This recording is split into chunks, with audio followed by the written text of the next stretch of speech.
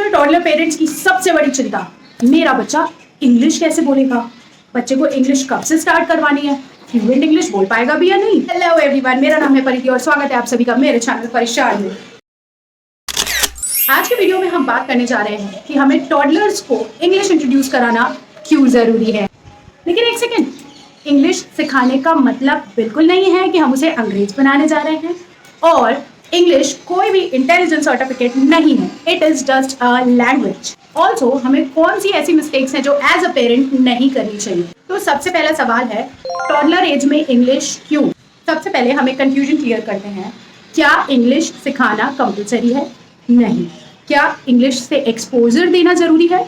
जी हाँ, बिल्कुल। बच्चे नेचुरली लैंग्वेजेस को ऑब्जर्व करते हैं और इमिटेट करते हैं।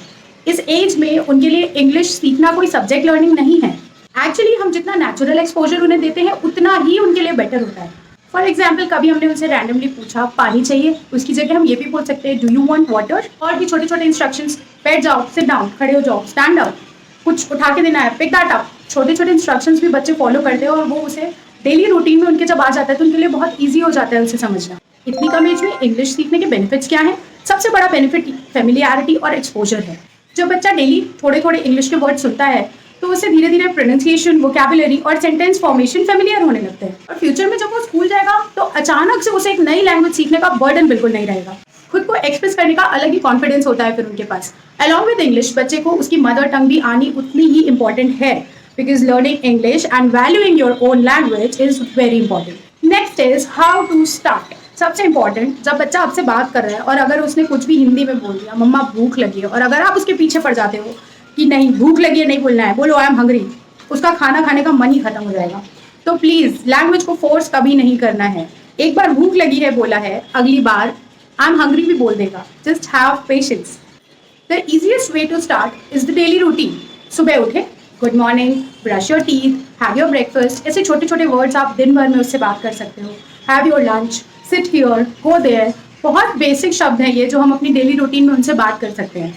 ये शब्द बच्चे को बार बार जब सुनने मिलेंगे ना तो उसे समझने में बहुत आसानी होगी। Repetitive language is the easiest and simplest way to make toddlers learn English. आप बुक्स का यूज कर सकते हैं। पिक्चर बुक्स आती हैं। अब सपोज बुक में एक डॉग बना हुआ है, आप बच्चे को दिखा रहे हो, आप बोल रहे हो dog, instead of just pointing it out and saying dog, आप उसको एक कॉन्वर्सेशन में लेके जा सकते हो। This is a dog, the dog is running. कुछ भी छोटे छोटे सेंटेंसेस फॉर्मेशन आप ग्रेजुअली स्टार्ट कर सकते हो। अभी इनिशियली बच्चा आपको कोई आंसर नहीं करेगा, पर धीरे धीरे उसे समझ में आने लगेगा कि आपको कैसे आंसर बैक करना है। और listening is also a part of learning. Songs and rhymes, मेरे लिए सबसे बेनिफिशियल सॉन्ग्स एंड राइम्स रहे हैं मेरी बेटी को इंग्लिश इंट्रोड्यूस कराने में, क्योंकि एक्शन और प्लेफुल राइम्स जब वो इनैक्ट करती है तो उसके लिए बहुत आसान होता है चीज़ें समझना। वो रिलेट कर पाती है कि वो क्या एक्शन कर रही है। जंप, सिट, स्टैंड, ऐसे छोटे छोटे वर्ड्स अगर उसमें आ जाते हैं। ऑल्सो पार्ट्स ऑफ बॉडी, कई बहुत सारी ऐसी राइम्स हमने सुनी हुई हैं जिनमें बॉडी पार्ट्स आपके इंट्रोड्यूस कराए जाते हैं। तो ऐसे कोई भी आप प्लेफुल सिंपल सॉन्ग्स और राइम्स लेके बच्चे को धीरे धीरे सिखाना स्टार्ट कर सकते हो। अब बात करते हैं एज अ पेरेंट हम सबसे ज़्यादा बड़ी मिस्टेक क्या करते हैं बच्चे को इंग्लिश सिखाने में। देखो, कई बार ऐसा होता है कि हमें खुद में कॉन्फिडेंस नहीं होता है। हमें लगता है मुझे खुद इंग्लिश नहीं आती, मैं इसको क्या सिखाऊंगा। बहुत फैंसी हाई क्लास इंग्लिश बोलने की बिल्कुल ज़रूरत नहीं है। आपको बहुत बेसिक से वर्ड्स यूज़ करने हैं जो बच्चा सिचुएशन से रिलेट कर पाए और उसे आगे चल के याद रहे। Simple English and consistency is much better than occasionally using complicated words for your little one. दूसरी गलती, आपको कभी भी स्क्रीन को लैंग्वेज लर्निंग कोच नहीं बनाना है। अगर आप ये सोच रहे हैं कि आपने फोन में या टीवी में बच्चे को कुछ स्क्रीन में चला के दे दिया जो बच्चे को छोटे छोटे इंग्लिश के वर्ड सिखा रहे हैं, तो आप ये बिल्कुल ना सोचें कि वो बच्चा उससे इंग्लिश सीख रहा है।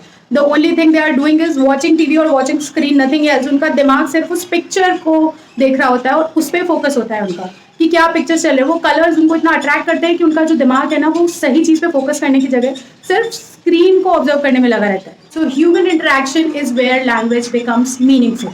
इंग्लिश को प्रायोरिटाइज करने के चक्कर में दूसरी लैंग्वेजेस को कम नहीं समझना है। Other languages are also equally important. कई बार ऐसा होता है कि हम अपने बच्चे को इंग्लिश सिखा रहे हैं, फिर हमें लग रहा है कि नहीं यार अगर हिंदी में बात कर लिया तो दिक्कत है, या आपने मदर टंग में बात कर लिया तो उसको हर बार हम टोकते जाते हैं। वो बच्चा कहीं ना कहीं इरिटेट हो जाएगा अगर आप उसकी हर बात पे पहले उसको काट के ये बोलोगे कि नहीं आपको लैंग्वेज अपनी सही करनी है, आपको इसी भाषा में बात करनी है, तो उनके लिए बहुत डिफिकल्ट हो जाता है ये प्रोसेस करना और वो आपको कभी भी फ्रूटफुल रिजल्ट नहीं देगा। बच्चे जब अपनी मदर टंग से भी उतने ही फेमिलियर होते हैं ना, तो वो उतना ही कंफर्टेबली अपने आप को एक्सप्रेस कर पाते हैं। और अगर इनिशियली उनको खुद को एक्सप्रेस करने का कॉन्फिडेंस नहीं आएगा, तो आप उनको दुनिया की कोई भी भाषा सिखा दो, वो कभी भी खुद को प्रेजेंट नहीं कर पाएंगे। एक सिंपल डेली इंग्लिश रूटीन जो मैं यहाँ स्क्रीन में ऐड कर दूंगी, आपको सारा दिन अपने बच्चे के सामने इंग्लिश टीचर बन के घूमने की बिल्कुल ज़रूरत नहीं है। प्लीज़ बहुत चिल और रिलैक्स होकर अपने बच्चे से बात कीजिए और उसे रोज़ नई नई चीज़ें सिखाइए। एक और सबसे बड़ी गलती जो हम करते हैं वो ये है कि हम बच्चों से बहुत ज़्यादा एक्सपेक्ट करने लगते हैं और एक्सपेक्टेशंस इतने हाई कर लेते हैं कि हमें बच्चा कुछ भी अगर अचीव भी कर रहा होता है, कुछ सीख भी रहा होता है, तो हमें वो दिखाई नहीं देता है। हमारा गोल बहुत सिंपल होना चाहिए कि हमारा बच्चा इंग्लिश सुने, समझे, उसे ग्रेजुअली यूज़ करे और इन्जॉय करे। और ये तो बिल्कुल भी ना सोचे कि बाकी जो लैंग्वेजेस हैं वो किसी भी तरीके से कम इम्पॉर्टेंट है। तो अगर आपके पास भी एक टॉडलर है तो उसे इंग्लिश सिखाने के लिए किसी पर्टिकुलर एज का वेट मत कीजिए। Let your kid be a confident and presentable communicator. If you like the video, please subscribe to my channel and don't forget to comment कि आपने अपने टॉडलर को इंग्लिश कैसे इंट्रोड्यूस कराई। See you in the next video. Till then, bye bye and take care.